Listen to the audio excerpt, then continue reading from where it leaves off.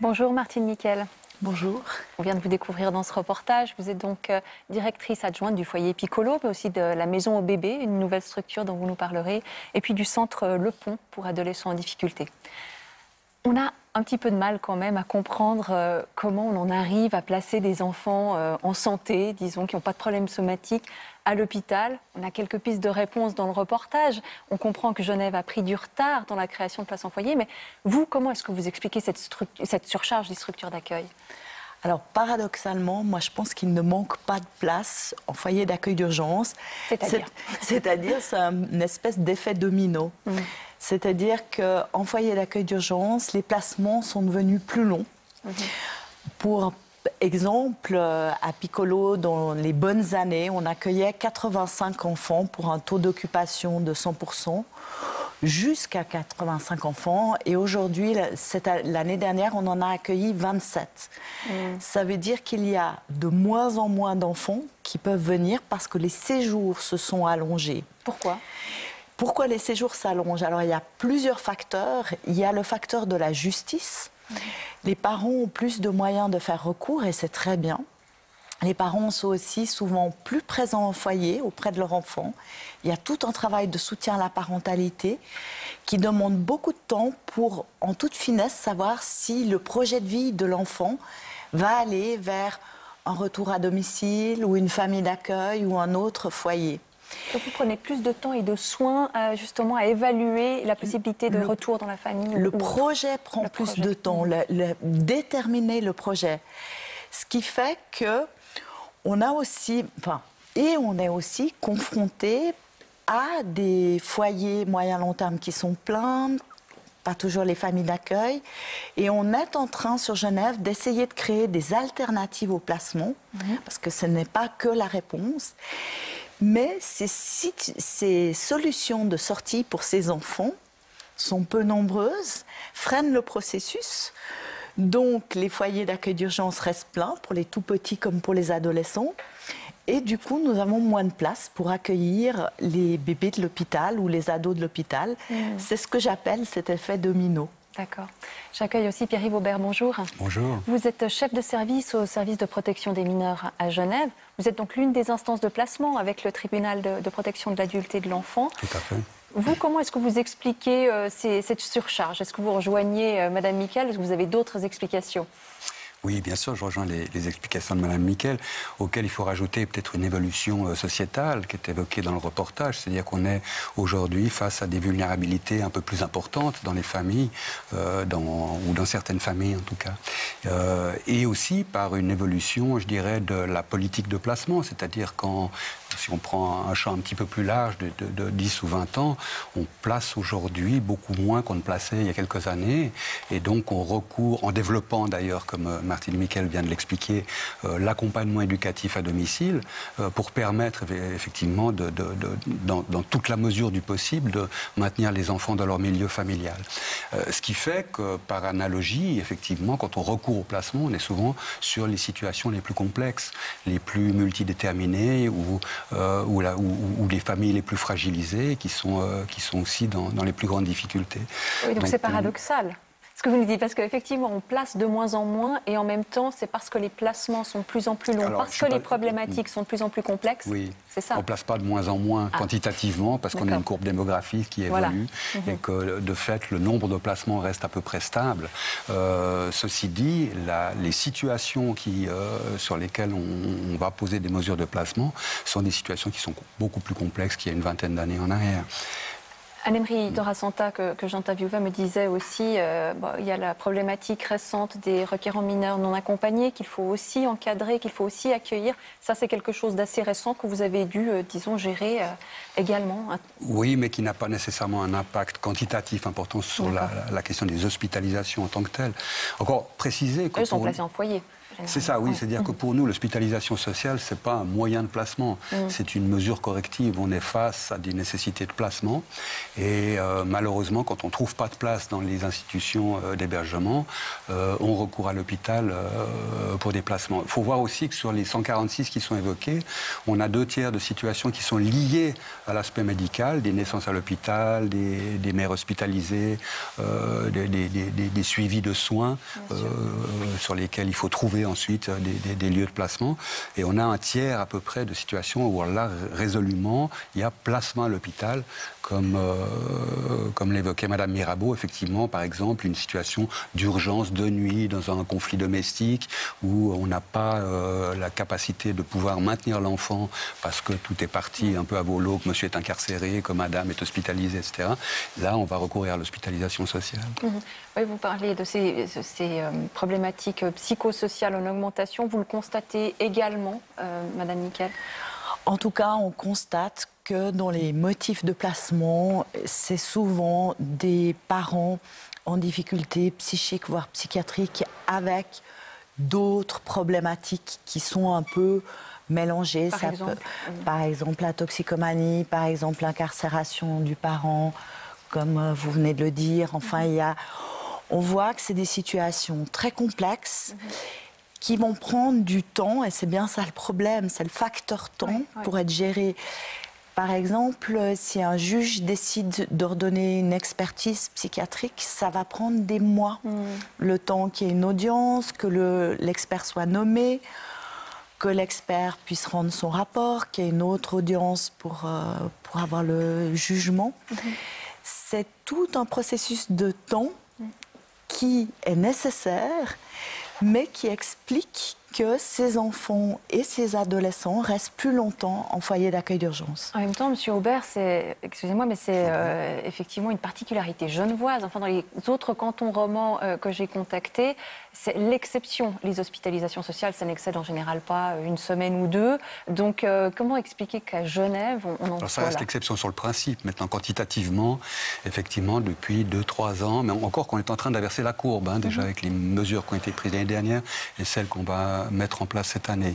Donc, le petit différent qu'on peut avoir peut-être, c'est que moi je pense qu'il manque quand même quelques places d'urgence pour permettre justement ce jeu de domino, c'est-à-dire pour assouplir cette difficulté qu'on peut avoir. Et donc il manque quand même quelques places qui vont être créées cette année de dispositifs d'urgence pour permettre effectivement ce type de placement. Donc les questions de délai, elles sont particulièrement vraies sur les 0-5 ans, puisque là on travaille avec une politique plutôt de placement au milieu familial quand on peut, en famille d'accueil, et ça prend un petit peu plus de temps à organiser, tant pour la famille d'accueil que pour la famille d'origine. Gérer cette question symbolique, je dirais, du passage d'une famille dans une autre prend un peu plus de temps qu'un placement institutionnel. Donc ça prend.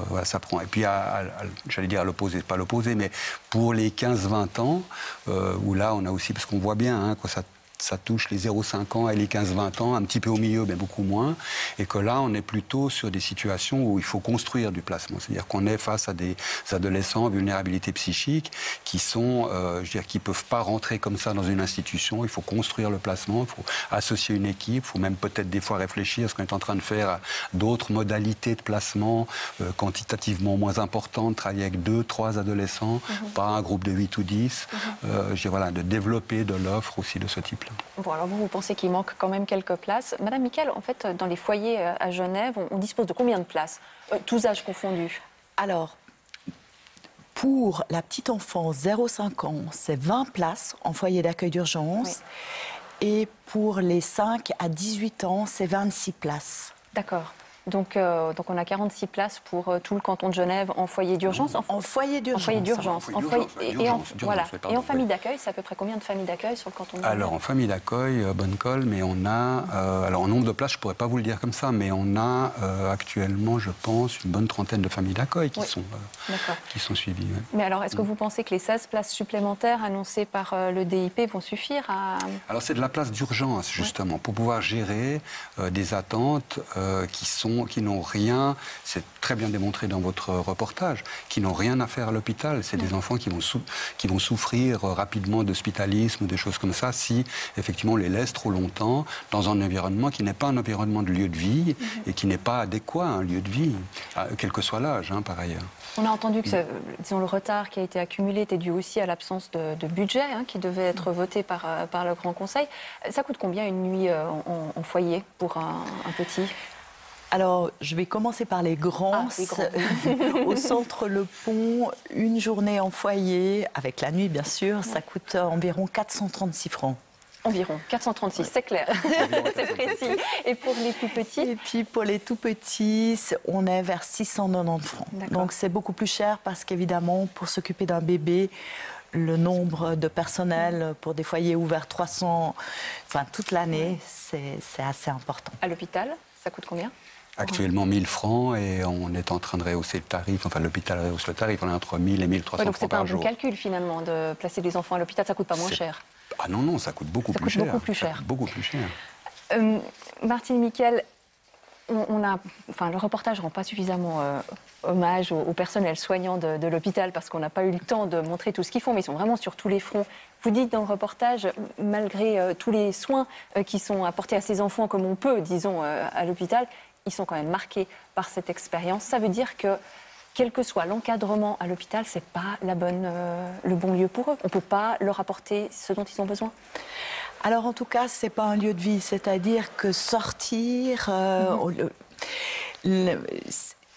c'est toujours le risque d'attraper des infections. Quand tous les bébés sur Genève ont des bronchites, tous les petits ont des bronchites, les bébés qui sont là en hospitalisation sociale risquent d'avoir des bronchites aussi. Moi, j'ai beaucoup d'admiration et on travaille en étroite collaboration avec les services hospitaliers, en particulier l'unité de développement. J'ai énormément d'admiration pour le travail qu'ils font et les soins qu'ils apportent à ces enfants. Toutefois, ça reste pas l'objectif. La mission de l'hôpital, c'est d'abord de soigner. Tandis qu'en foyer, la mission, c'est d'abord de faire grandir cet enfant en accompagnant aussi les parents et en travaillant avec eux sur comment ces parents peuvent, à certains moments, être au plus près de leurs enfants et comment on peut développer leurs compétences. C'est quoi la meilleure solution de placement pour un enfant? Quand il faut en arriver là, c'est le foyer, c'est la famille d'accueil, une autre structure à inventer? Alors c'est tout ça, je dirais. Il faut de tout. Et c'est bien ça que la FOGE essaye de développer actuellement. La Fondation officielle de la jeunesse. Voilà. Pour la jeunesse. Qu'il y ait des alternatives au placement des enfants. Et par exemple, la maison au bébé en est une. Donc c'est une minuscule structure qui s'est ouverte l'année dernière avec 3 chambres, qui peut accueillir un bébé de 0 à 2 ans. Avec soit son père, soit sa mère, soit le couple. Donc c'est un hébergement pour une durée de 3 à 6 mois. Et pendant cette durée, il y a une double mission, à la fois d'évaluation des compétences parentales et des réponses aux besoins des parents, aux besoins de leur enfant. Et puis également de voir comment ils peuvent développer leurs compétences et être en apprentissage. Alors on est tous en apprentissage d'être parents quand on a des enfants, mais là il y a un accent particulier qui est mis aussi sur des choses comme l'alimentation, le sommeil de l'enfant, respecter son rythme. Pierre-Yves Aubert, vous qui êtes responsable justement de placer ces enfants, comment vous faites pour évaluer le meilleur lieu pour chacun d'entre eux? Quels sont les critères finalement dont vous tenez compte? Alors, il y a des critères qui sont liés au projet pédagogique de chaque institution. Chaque institution a un peu sa spécificité, ou travaille avec une catégorie d'âge, ou avec un projet pédagogique affirmé. Et donc, il y a déjà cet élément-là. Je ne vous cache pas qu'en termes d'offres et de demandes, quand il faut orienter sur une place disponible, on saute sur la place disponible. Parce que, voilà, et que donc, il y a un petit peu moins de marge, justement, de choix, hein, je veux dire, sur cette question. Ça vous arrive de renoncer renoncer à placer parce qu'il n'y a pas de place? Non, ce qu'on peut dire, oui, non, alors ça ne nous arrive pas de renoncer à placer si on impose une indication de placement, c'est qu'on pense que c'est vraiment le bon moyen de travailler. Et donc on va perdurer dans cette indication-là. Maintenant, ce qui est important, pour répondre à votre question sur le placement, c'est effectivement l'évaluation constante de la mesure qu'on pose. C'est vrai aussi de l'accompagnement éducatif à domicile, d'ailleurs, mais aussi sur la question du placement, et c'est quelque chose qu'on est en train de renforcer, c'est d'avoir effectivement une évaluation permanente de la question du placement, pas nécessairement pour la remettre en cause complètement, mais aussi s'il faut, c'est-à-dire qu'effectivement, il faut se garder de dire, bon, ben, l'enfant est placé, la situation est résolue parce que l'enfant est placé. Oui. Le placement, c'est un moyen éducatif, c'est pas une finalité, c'est un moyen d'améliorer les compétences parentales ou de permettre de les restaurer ou de permettre à l'enfant qui est privé de ses parents de se développer de manière normale, mais c'est un moyen, c'est pas une finalité, un placement. Et donc, il doit pouvoir être remis en cause régulièrement pour repartir sur une famille d'accueil ou sur un autre type de placement peut-être, ou avec d'autres objectifs. Donc c'est quelque chose qui doit être travaillé en continu. Mmh. Martine Miquel, de quoi vous rêvez pour l'accueil des enfants sur le canton de Genève? Il devrait être comment? Ces structures d'accueil, elles devraient ressembler à quoi? Attention, parce que je rêve beaucoup. Non, je pense vraiment que de pouvoir accueillir les parents avec leur enfant, ça, c'est un rêve. De pouvoir avoir les parents le plus présents dans les institutions auprès de leur enfant, c'est un autre rêve. Et puis, bien entendu... Quand la situation le permet, c'est-à-dire qu'il y a des fois des parents qui ne peuvent pas approcher de leurs enfants. Enfin, concrètement, ça va jusque-là. Alors, ça arrive, c'est exceptionnel, mais ça arrive. Je rêve aussi qu'on puisse encore plus développer l'action éducative en milieu ouvert, c'est-à-dire les éducateurs qui vont à domicile, qui a déjà été très bien développé sur Genève. Et je pense qu'il y a encore d'autres formes qui pourraient se développer. On a des exemples dans d'autres cantons, par exemple des familles d'accueil professionnelles. Parce qu'il faut savoir que pour certains de ces enfants, une famille d'accueil dite classique, c'est pas toujours très simple. Parce que c'est des enfants qui souffrent de troubles de l'attachement. C'est des enfants qui souffrent aussi de pathologies. Si on prend le même échantillon de population enfantine dans la population genevoise et à Piccolo, on trouve à Piccolo malheureusement plus de pathologies ou voire de handicap. C'est une piste, la professionnalisation de familles d'accueil pour Genève? Alors bien sûr, c'en est une des, comme effectivement on a plusieurs ouvrages sur le métier, mais oui, la réflexion sur la mobilisation de familles d'accueil professionnelles est en cours et on espère pouvoir aboutir encore cette année. Donc des éducateurs qui accueillent chez eux, en fait. C'est ça, exactement. Voilà. Je vous remercie beaucoup à tous les deux d'avoir participé à cette émission. Merci à vous. Merci beaucoup.